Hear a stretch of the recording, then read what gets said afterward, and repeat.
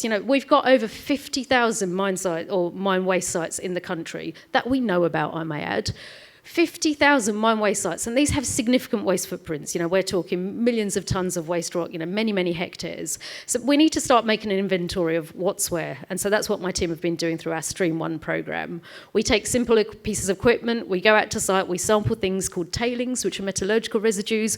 We sample waste rock piles, many of which you've probably seen on your travels around regional Australia.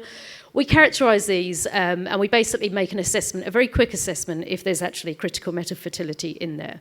If there is, then we'll advance it to a more detailed programme, which we call Stream 2, where we'll go back with drill rigs and we'll do a proper resource evaluation in terms of, you know, what that looks like, that value.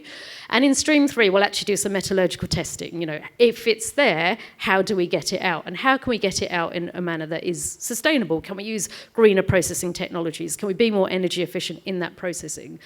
So yeah, as I said, this is all feeding into the Atlas of Australian Mine Waste, which you're looking at there. What we're doing is we're developing, you know, that national database, that inventory of the chemical characteristics, the mineralogical characteristics, and once we've got a good handle on that, we can start identifying what the processing technologies need to be to recover that value. So we've delivered a lot of our reports already onto the Queensland Government portal, and they're soon to be emerging onto the other sort of state government and Geoscience Australia portals too.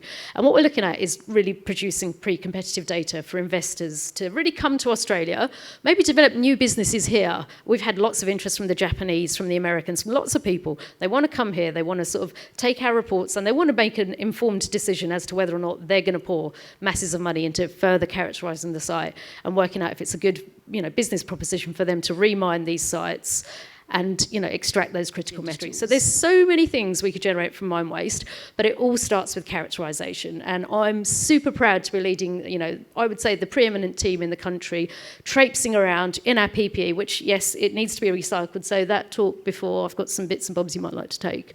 And yeah, just getting stuck in because it's about time.